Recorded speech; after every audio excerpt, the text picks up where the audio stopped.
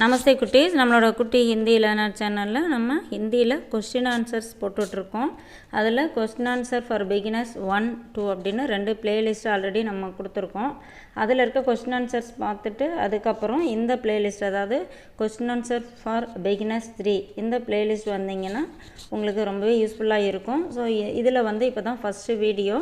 இதில் என்னென்ன கொஸ்டின்ஸ் இருக்குது, அதுக்கு என்னென்ன மாதிரி ஆன்சர் நம்ம க்ரியேட் பண்ணியிருக்கோம் அப்படிங்கிறத பார்க்கலாம். ஓகே, இப்போ இன்னைக்கு கொஸ்டின் பாருங்க. தும் கிஸ் காடி மே ஆத்தே ஹோ. தும் அப்படின்னா நீ, கிஸ் காடி மே எந்த வண்டியில், ஆத்தே ஹோ வருகிறாய், நீ எந்த வண்டியில் வருகிறாய். இப்போ நம்ம வீட்டுக்கு நம்ம ஃப்ரெண்டு வெளியூர்லேருந்து வராங்க அப்படின்னா அவங்கள்ட்ட கேட்போம் இல்லையா, நீ எந்த வண்டியில் வர அப்படின்னு சொல்லிட்டு, இல்லை பிக்கப் பண்ணுறதுக்காக கூட கூப்பிடுவாங்க ஸ்டேஷனில் போயிட்டு. ஸோ அப்போ நீ எந்த வண்டியில் வர அப்படின்னு கேட்பாங்க. ஆன்சர் பாருங்க, மை இன்டர்சிட்டி எக்ஸ்பிரஸ்மே ஆத்தாகும், நான் இன்டர்சிட்டி எக்ஸ்பிரஸில் வரேன். ஓகேவா?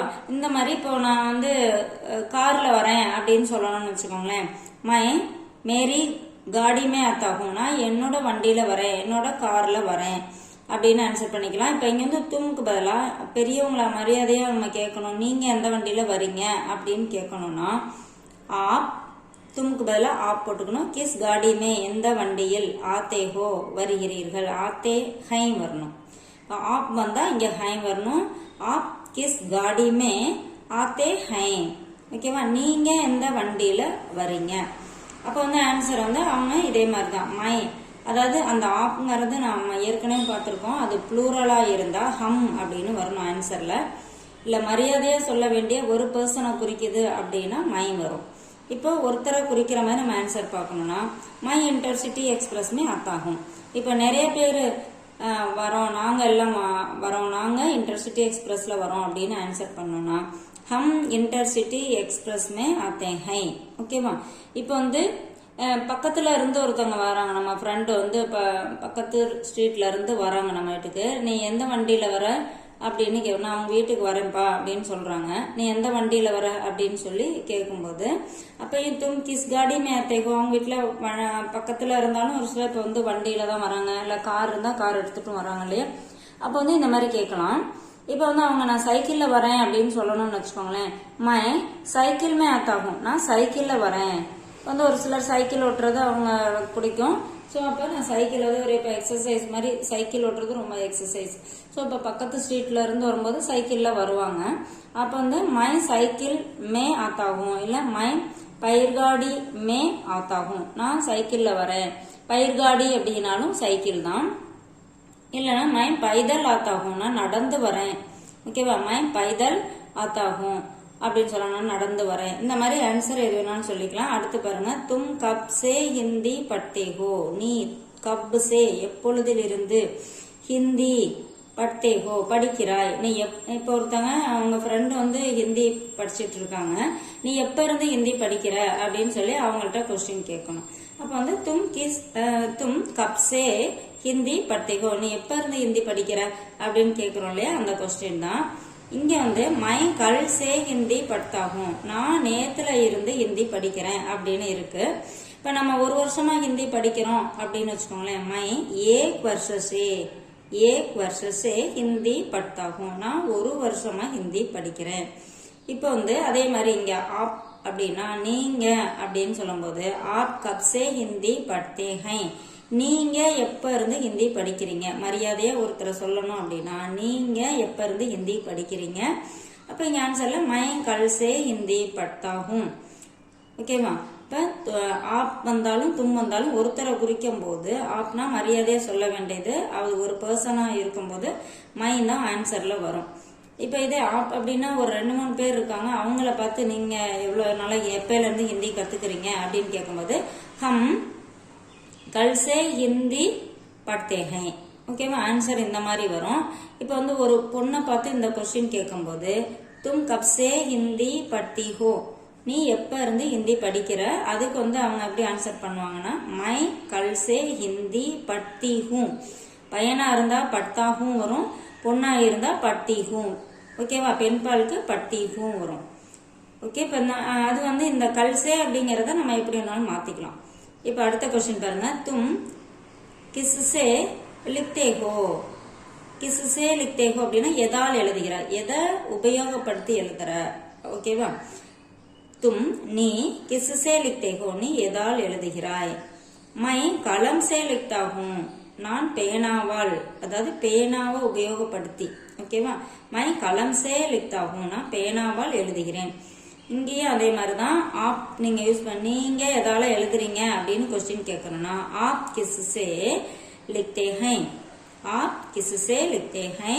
அதே மாதிரி ஆன்சர்லயும் ஆப் அப்படிங்கிறப்போ ஒரு குரூப்பா ஒருத்தவங்களை பார்த்து நீங்க எதுல எழுதுறீங்க அப்படிங்கும் போது ஹம் கலம் சே லிக்தே ஹை வரணும்.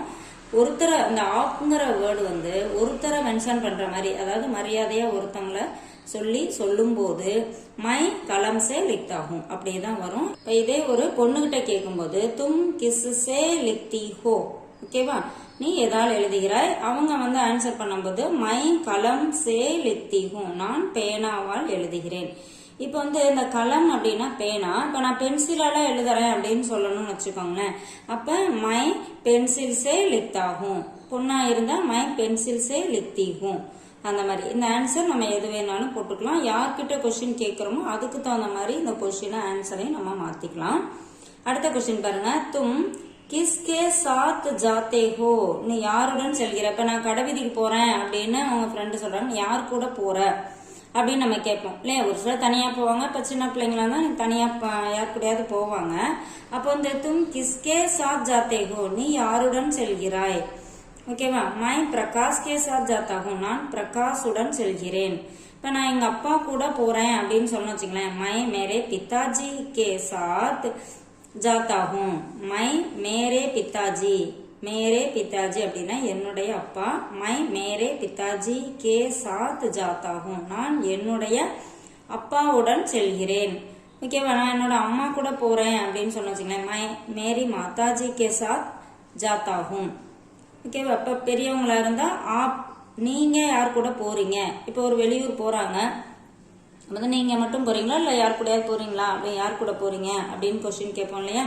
அப்ப ஆப் கிஸ்கே சாத் ஜாத்தே ஹை, ஆப் இந்த தும் வந்து ஆப் மாறிடும். ஓகேவா? இது ஆப் கிஸ்கே சாத் ஜாத்தே ஹை, நீங்க யார் கூட போறீங்க. அப்ப இங்க வந்து மை பிரகாஷ் கே சாத் ஜாத்தா ஹூ, நான் பிரகாஷ் கூட போறேன் அப்படின்னு இங்க ஆன்சர் பண்ணலாம். இதே ஒரு பொண்ணு கிட்ட கொஸ்டின் கேட்கிற மாதிரி இருந்தா தும் கிஸ்கே சாத் ஜாத்தி ஹோ, நீ யாருடன் செல்கிறாய். மை இப்ப வந்து பிரகாஷ் கூட போறேன் அப்படின்னு சொல்லணும்னா மை பிரகாஷ் கே சாத் ஜாத்தி ஹூ. இல்ல அப்பா கூட போறேன் அப்படின்னா மை மேரே பிதாஜி கே சாத் ஜாத்தி ஹூ.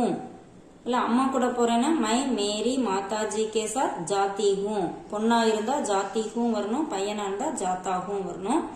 அடுத்த கொஸ்டின் பாருங்க. யஹ் கிஸ்கா தப்தர் ஹை, யஹ்னா இது, தப்தர்னா ஆபீஸ். கிஸ்கா தப்தர் யாருடைய அலுவலகம், இது யாருடைய ஆபீஸ். தப்தர் அப்படின்னா ஆபீஸ், தமிழ்ல நம்ம அலுவலகம் அப்படின்னு சொல்லுவோம். யஹ் கிஸ்கா தப்தர் ஹை, இது யாருடைய ஆபீஸ். யஹ் மேரே பிதாஜி கா தப்தர் ஹை, இது என்னுடைய அப்பாவினுடைய ஆபீஸ். இப்ப நம்ம ஒரு ஆபீஸ்ல உட்காந்துருக்கோம், என்ன இங்க உட்காந்துருக்க, இது யாரோட ஆபீஸ், இங்க உட்காந்துருக்க அப்படின்னு சொல்லி கேட்போம் இல்லையா. அப்போ வந்து என்னோட ஃப்ரெண்டோட ஆபீஸ், அதனால அங்க உட்காந்துருக்கேன் அப்படின்னு கூட சொல்லலாம். இது என்னோட அப்பாவோட ஆபீஸ் அப்படின்னு இங்க ஆன்சர் சொல்லியிருக்காங்க.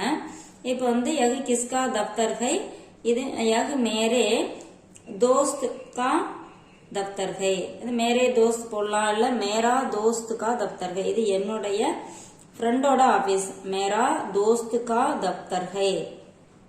இப்ப எங்க அம்மாவோட ஆபீஸ் அப்படின்னு சொன்னு வச்சுங்களேன், யஹ் மேரி மாதாஜி கா தப்தர் ஹை, இது என்னுடைய அம்மாவின் ஆபீஸ், இது நான் அம்மாவோட ஆபீஸ், அதனால நான் இங்க இருக்கேன் அப்படின்னு ஆன்சர் பண்ணுவோம் இல்லையா.